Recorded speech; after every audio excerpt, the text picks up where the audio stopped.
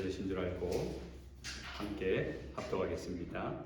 안식 후 첫날 일찍이 아직 어두울 때에 막달라 마리아가 무덤에 와서 돌이 무덤에서 옮겨진 것을 보고 시몬 베드로와 예수께서 사랑하시던 그 다른 제자에게 달려가서 말하되 사람들이 주님을 무덤에서 가져다가 어디 두었는지 우리가 알지 못하겠다 하니 베드로와 그 다른 제자가 나가서 무덤으로 갈새 둘이 같이 다름질하더니 그 다른 제자가 베드로보다 더 빨리 달려가서 먼저 무덤에 이르러 무려 세마포 놓인 것을 보았으나 들어가지는 아니하였더니 시몬 베드로는 따라와서 무덤에 들어가 보니 세마포가 놓였고 또 머리를 쌌던 수건은 세마포와 함께 놓이지 않고 딴 곳에 쌌던 대로 놓여 있더라.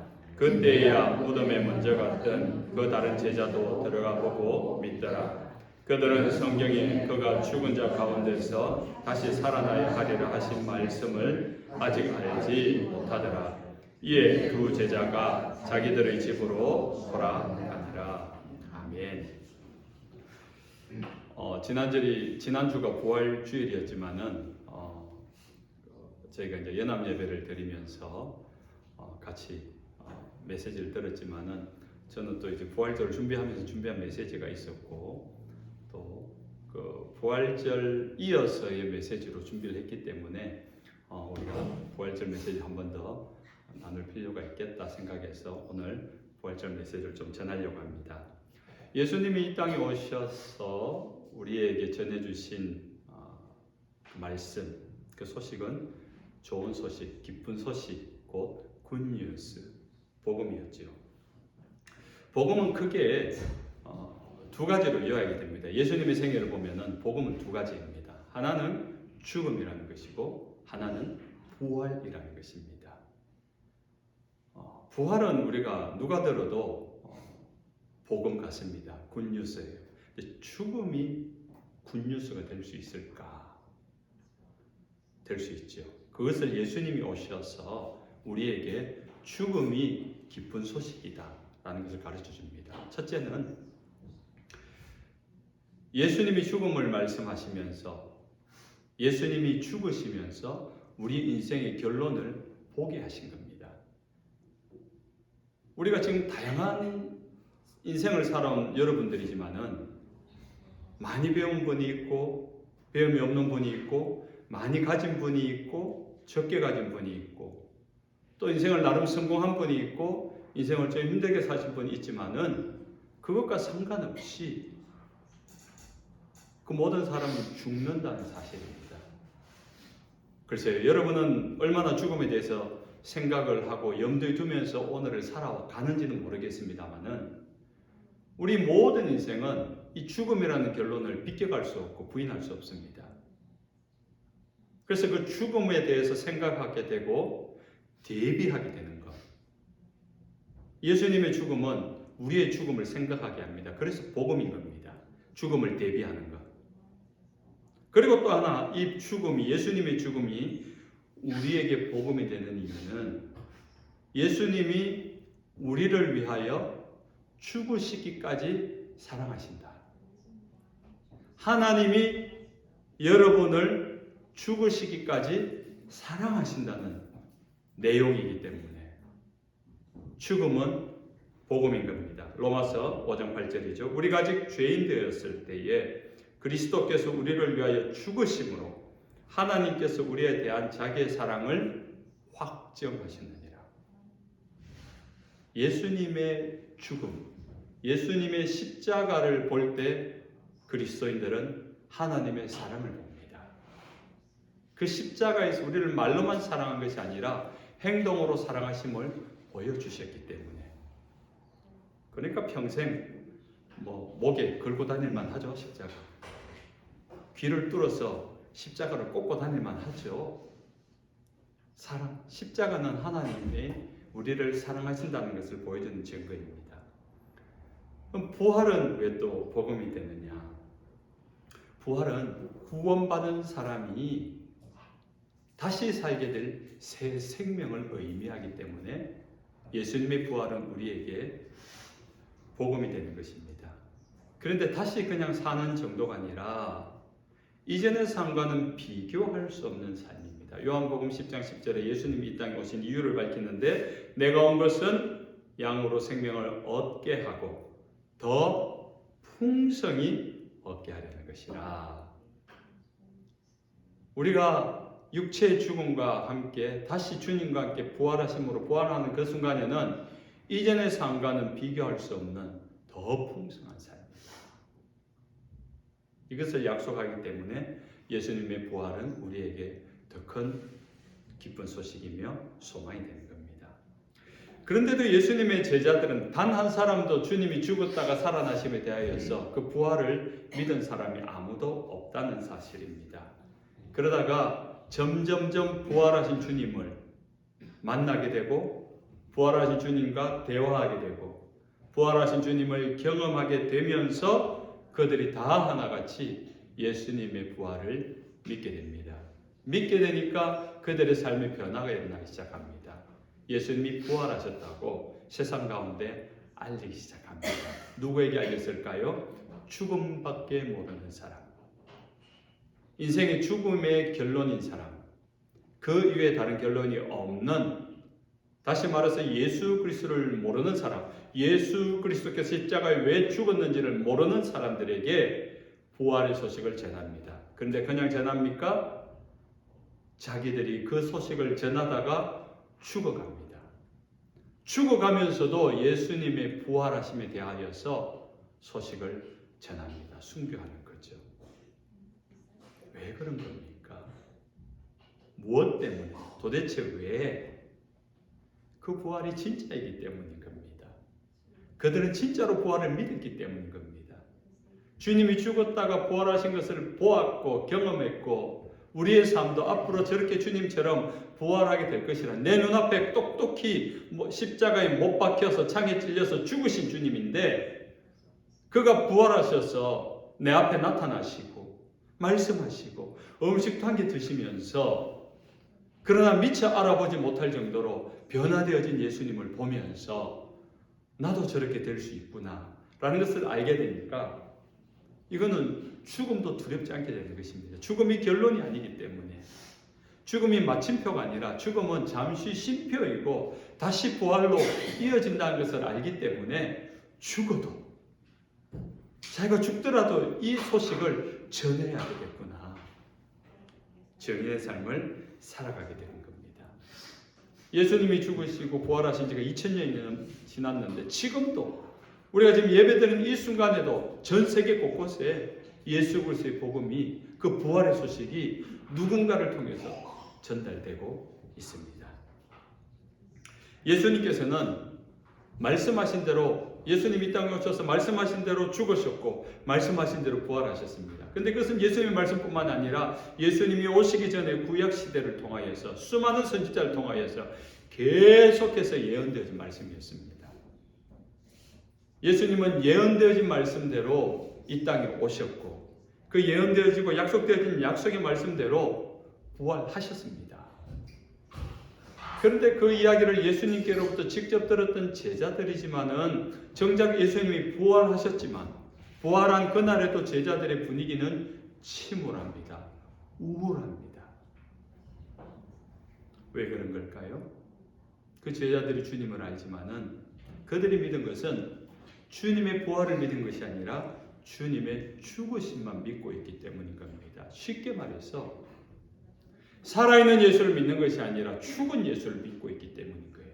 여러분, 이거 굉장히 중요한 거예요. 이 시대에 전 세계의 기독교인들이 교회를 다니고 미국 전역에 지금 동시다발적으로 예배를 드리는 이 순간 하나님 앞에 나와서 예배하고 있지만은 과연 그들의 예배자들의 마음속에 산 예수, 부활의 예수를 믿고 예배하는 자와 그냥 죽은 예수, 그냥 그 예수를 아는, 그 이름만을 알고 예배하는 자, 아마 가늠하지 못할 겁니다. 여인들은 부활하신 주님을 만나러 온 것이 아니라 죽은 예수를 만나러 왔습니다. 부활하신 새벽에 예수님의 무덤에 예수님이 시신을 수습하려고, 우리 동양 한국적 정서로 보면은 급하게 안식일이 되니까 뭐 시신을 그냥 뚫뚫뚫 말아가지고 세마포에 싸서 넣어놨는데 그 시신을 씻겨야 되잖아요. 한국적으로 말하면은 쑥물을 내서 씻기든지 알코올 솜으로 닦든지 이 시신을 좀 깨끗하게 닦아가지고 그렇게 수습을 하려고 온 거예요. 여인들이 이 새벽에, 안식일 지난 새벽에 찾아온 것은, 예수님을 찾아온 것은 산 예수를 찾아왔습니까? 죽은 예수를 찾아왔습니까? 죽은 예수 찾아온 거예요. 그러니까 슬픈 겁니다. 예수님도 알고 예수님도 믿는다 하지만 슬픈 거예요. 여러분, 여기에 아이러니가 있는 겁니다. 제자들은 무서워서 숨어 있습니다.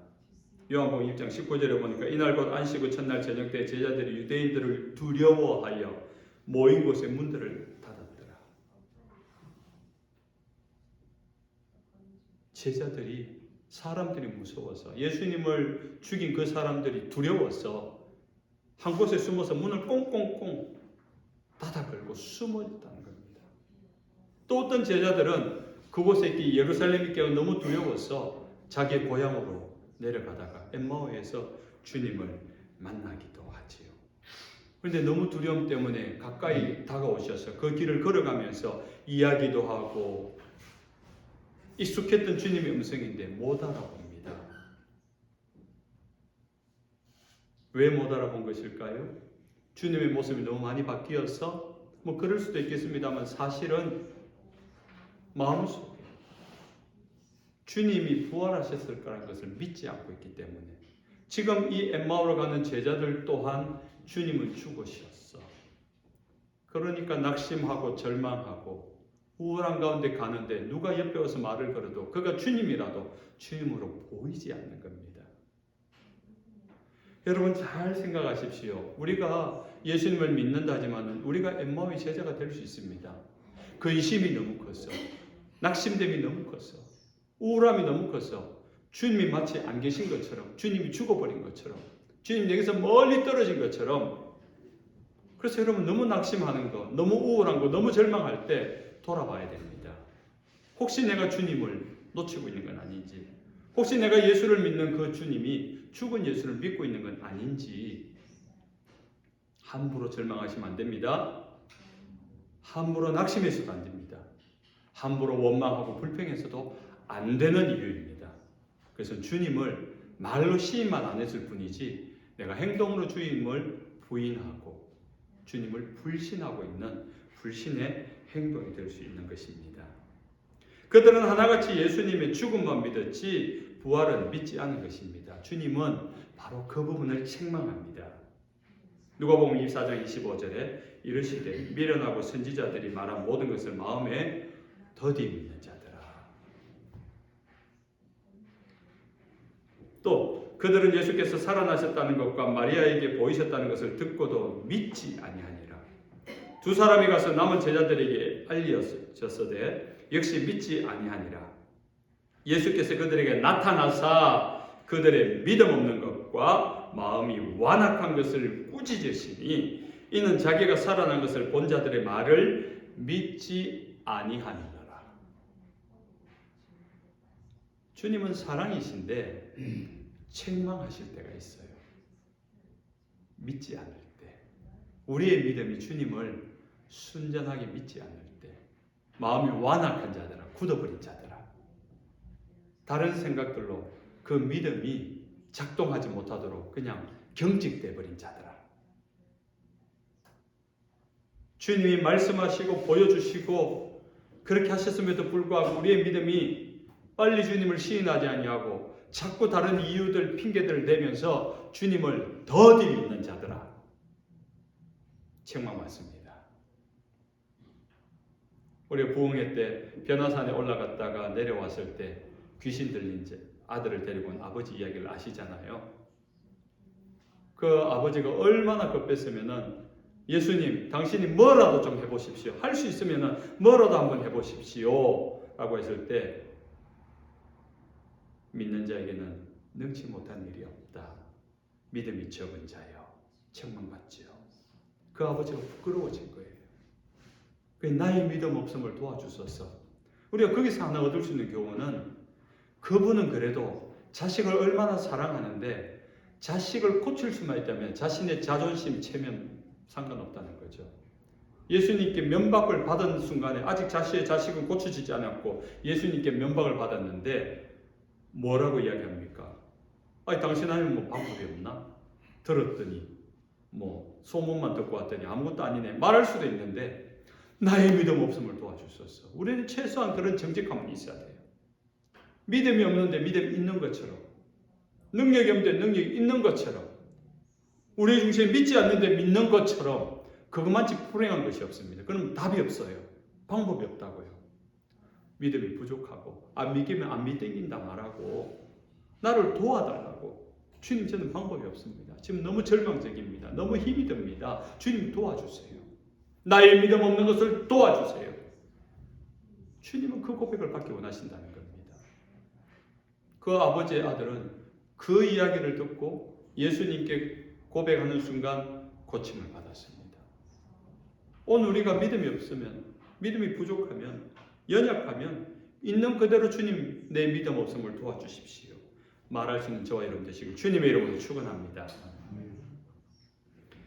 제자들이 부활하신 예수님을 믿지 않고 있습니다. 정확하게는 예수님이 죽으셨다는 것만 믿고 있습니다. 죽은 예수만 믿고 있다고요.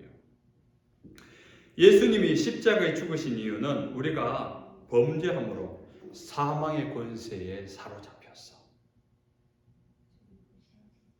아담 이후로 하나님의 말씀을 불순종하고, 그러니까 하나님의 말씀과 사탄의 말 사이에서 인간의 선택권을 가지고 사탄의 말을 믿은 거죠. 선악과를 따면 죽는다. 하나님 말씀. 사탄은 먹어도 죽지 않는다. 네가 하나님처럼 된다. 이게 오늘날 사탄이 우리에게 끊임없이 우리에게 던지는 유혹입니다. 하나님의 말씀을 우리는 갖고 있어요. 우리가 성경 읽어가면서 이미 성경도 한번 읽었잖아요. 주일마다 말씀을 배우면서 우리가 하나님의 말씀 방법을 압니다. 그런데도 우리가 믿음으로 살아가는 게 힘들다라고 하는 이유는, 그런 말을 하는 이유는 하나님의 뜻은 아는데 세상의 방식으로 살아가려니까 용이 쓰인다, 힘이 듭니다. 그 말 아닙니까? 그 아담이 선악과 사이에서 고민했던 것과 같은 고민인 거예요. 세상의 방식, 사탄의 방식, 유혹, 미혹, 이게 아니라 하나님 뜻, 말씀 따라 이게 하나님 뜻이다 하면은 그냥 그렇게 순종하면 고민할 것도 없는데, 우리가 고민이 된다는 이유는 하나님과 세상 사이에서 고민이 된다는 이유 아닙니까?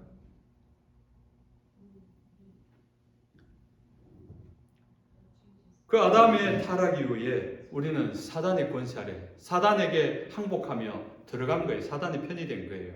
그 순간 사단의 권세 아래, 사단의 권세는 최고 사망의 권세입니다. 그 사망 안에서 여러분 시신을 보면 꼼짝달싹 못해요. 뺨을 때려도 간지럽혀도 시신은 움직일 수 없습니다. 사망했기 때문에 사망의 권세 아래 있으면 아무것도 할 수 없습니다. 그러니까 이 사망의 권세를 가진 사탄이 주관하는 슬픔과 절망과 낙담과 우울함과 분노함과 증오함과 복수함과 미워함과 시기함과 질투함과 싸움과 분열됨과 이런 것들 속에서 그냥 노출된 채로 우리는 그것을 그대로 받아들이면서 그 감정을 느끼면서 그 감정을 표출하면서 살아가는 겁니다. 물론 우리가 조금 지성적으로 고매한 인격을 가지고 덕을 쌓는다 하더라도 여러분 알잖아요. 그런 인격과 그런 지성을 가져도 그 분노라는 감정, 그 미움이라는 감정, 그 섭섭함이라는 감정, 그 절망이라는 감정 그거 없어집니까? 참고 있을 뿐이죠. 없어지진 않아요. 그리고 우리 인격으로 말미암아 그것을 나름대로 해결해 가면서 이렇게 참아내지만은 그 마음속에 상처가 되고 부담이 되고 아픔이 되고 그것이 원망이 되고 섭섭함으로 기억되고 있잖아요. 그게 사망의 권세에 갇혀있는 상태입니다.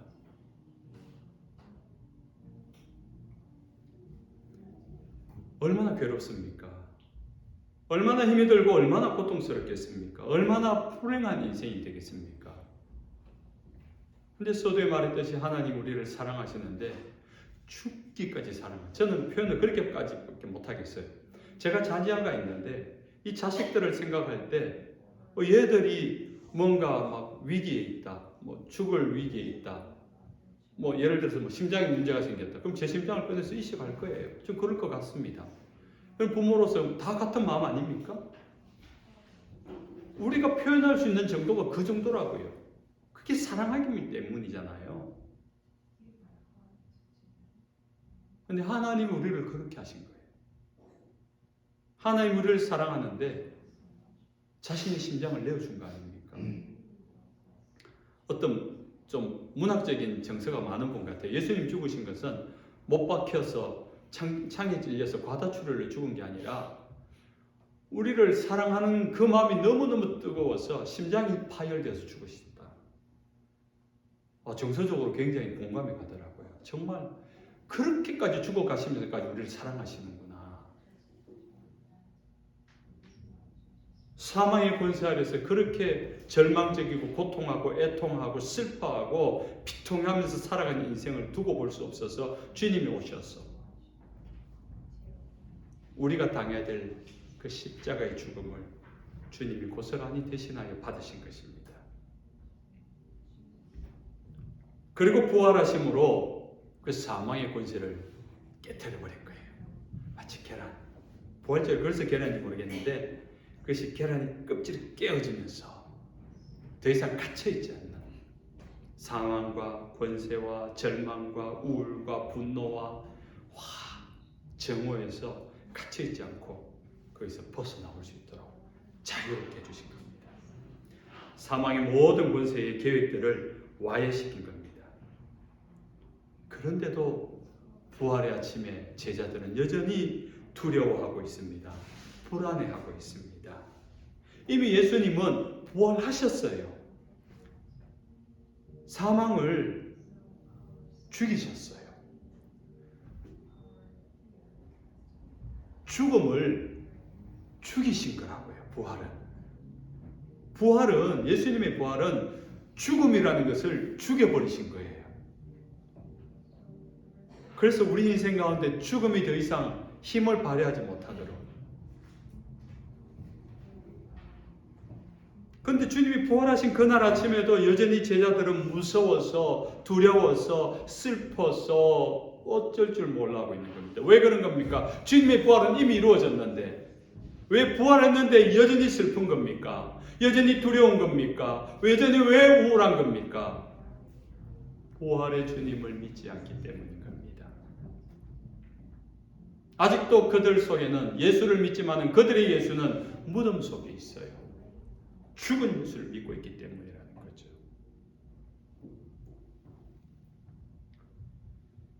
예수님은 2000년도 넘기 전에 부활하셨습니다. 여러분이 믿는 예수님은 여러분이 태어나기도 전에 이미 부활하셨습니다. 믿으시기 바랍니다. 사망의 권세는 이미 무기력해졌습니다. 믿으시기 바랍니다.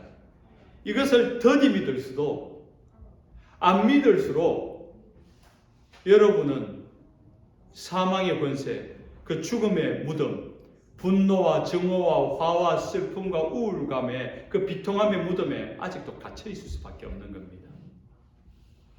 부활절 계란은 깨먹을 수 있을지 모르겠지만 여러분이 여전히 여러분은 사망의 권세 아래 갇혀 있는 겁니다. 절망과 사망의 돌문을 깨뜨리십시오.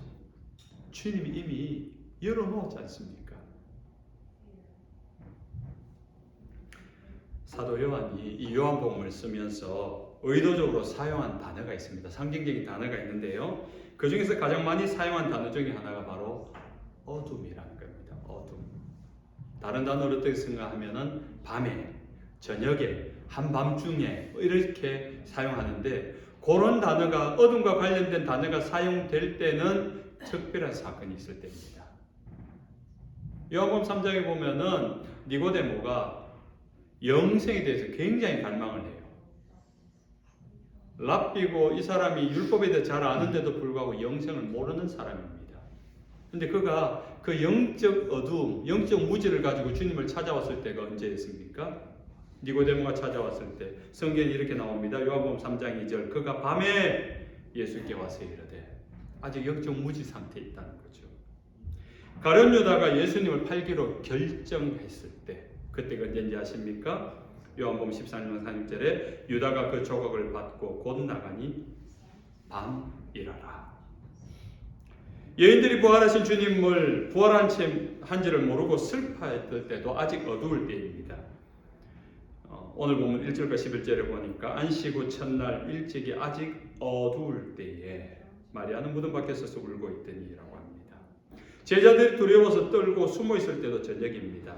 요한복음 20장 19절에 이날 곧 안식 후 첫날 저녁 때에 제자들이 유대인들을 두려워하여 제자들 이 제자들이 12제자들 뿐이겠습니까? 예수님이 부활하시고 40일 동안 만나주신 사람이 500명의 제자들이 있다 그래요. 이 500명의 제자들 온데간데 없습니다.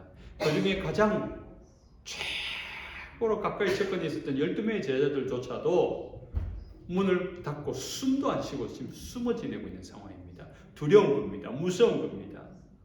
무엇을 어떻게 해야 될지 모르는 정말 멘붕 상태가 되어진 것입니다. 낙심했고 불안했고 우울했고 근심으로 가득 찬 밤을 아직 보내고 있는 모습입니다. 지금 부활하셨어요. 해가 떴고요. 그 하루가 지나가고 있습니다. 이미 아침이 왔고 이미 해가 떴는 그 부활의 날이 되었는데도 불구하고 이 제자들은 그 아침을 맞이하지 못하고 있습니다. 문을 걸어 잠근 채 빛 하나 들어오지 못하도록 스스로 그 어둠 속에 들어가서 절망하고 낙심하고 불안하고 있는 겁니다. 여전히 그들은 사망의 권세 아래, 절망의 권세 아래 신음하면서 갇혀 있는 것입니다. 아직 부활하신 주님을 만나지 못했기 때문인 겁니다. 아직까지 사망 권세를 이기신 예수님을 인정하고 있지 않기 때문인 겁니다. 주님을 안다고 하는데, 주님을 믿는다고 하는데 주님을 인정하지 않는 거예요. 주님은 죽으셨어. 아무것도 할 수 없어. 내가 그 주님을 알지만은, 주님이 예수님이라는 것도 알지만은 그분은 죽으셨어. 입으로 그렇게 말하진 않지요. 그러나 행동으로 그렇게 보여지고 있지 않습니까? 그들이 부활하신 주님을 만났다면 왜 숨어 있는 겁니까? 왜 슬퍼하는 겁니까? 왜 불안해하는 겁니까? 왜 두려워하는 겁니까? 죽으신 주님을 믿고 있기 때문인 겁니다. 부활의 주님을 인정하지 않고 있기 때문인 겁니다. 지금 주님은 부활하셨어요. 이미.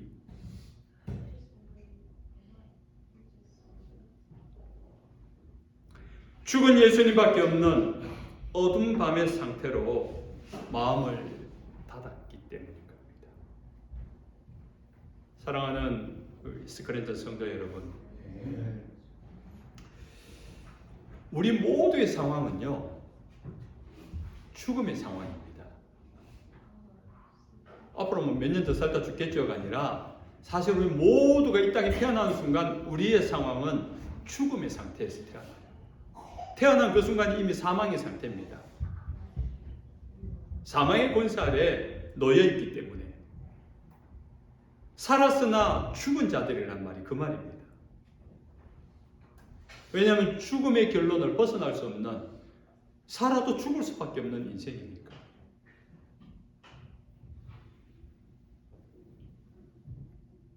그 상태에 머물리는 사람은 아담 이후로 모든 인류가 그렇습니다.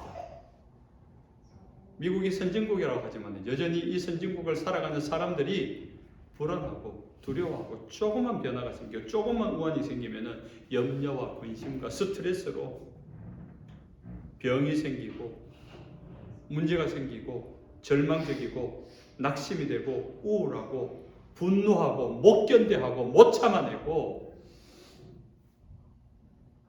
고통으로 인생을 살다가, 여러분의 인생은 살아가고 있습니까? 죽어가고 있습니까?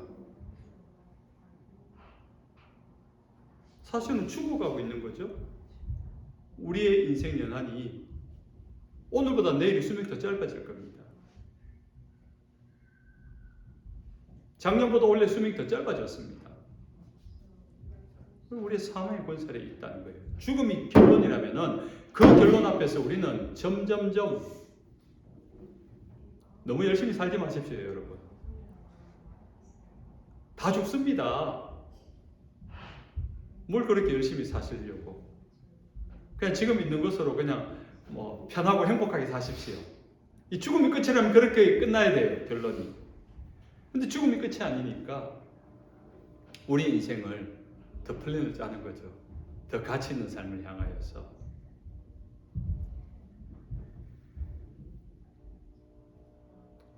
모든 사람은 사망의 권세 아래 갇혀 있습니다.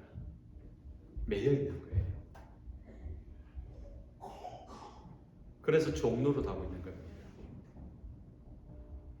저도 언뜻 그래요. 목사가 되어서 우리 집사람하고 지난달에 이제 결혼한 지 20주년 했더라고요. 20년 살아서 참 많이 살았다 아닙니까? 그런데도 불구하고, 그런데도 섭섭한 게 있고, 그런데도 화나는 게 있고, 그런데도 상처받는 게 있고, 그런데도 이해 안 되는 게 있고, 그렇더라고요.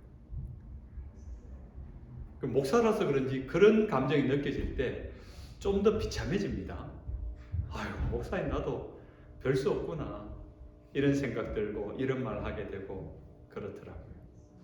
근데 사실 더 근본적인 문제가 영적인 부분이죠. 아, 내가 주님을 놓치는 순간 또 사망의 권세에 매이는구나. 사탄의 종로를 하는구나. 내가 생각하는 것, 말하는 것, 마음 쓰는 것, 이것밖에 안 되는구나. 주님을 놓치기 때문인 겁니다. 예수님이 부활하신 날, 예수님을 장사 지낸 무덤의 돌문은 열려졌습니다. 할렐루야. 사망의 문이 열려버린 거예요. 틈이 생겨버린 겁니다. 그래서 사망으로 가둬놓을 수 없게 된 거죠. 절망의 돌문이 열렸습니다. 분노의 돌문이 열렸습니다. 우울함과 슬픔의 돌문이 열렸습니다. 끝이 났다는 겁니다. 더 이상 그렇게 가둬둘 수 없다. 예수님이 부활하는 순간 어둠은 끝이 났습니다. 그 깜깜했던 돌무덤 안에 생명의 빛이, 부활의 빛이 가득히 들어가 버린 거예요. 지금껏 익숙해왔던 불안과 염려와 의심과 슬픔과 증오와 비통함과 낙심됨의 무덤에 더 이상 머물지 마시기 바랍니다. 이제 부활의 아침을 맞이하십시오. 이 부활은 그래서 우리는 반드시 기억하고 다시 한번 기념하면서 새길 수 있는 날이어야 되는 것입니다. 아니, 이 메시지는 내일 또 들어야 되는 겁니다. 내일 아침에 자고 일어날 때 난 오늘 부활의 주님을 만나는 거야. 부활의 날들로 살아가는 거야. 혹 여러분 가운데 낙심이 있고 절망이 있고 아픔이 있고 우울함이 있다면 그 모든 갇혀진 무덤에서 주님과 함께 돌문을 열고 사망의 어둠을 걷어내고 부활의 아침을 맞이하시길 주님의 이름으로 축원합니다. 아멘. 찬송하겠습니다.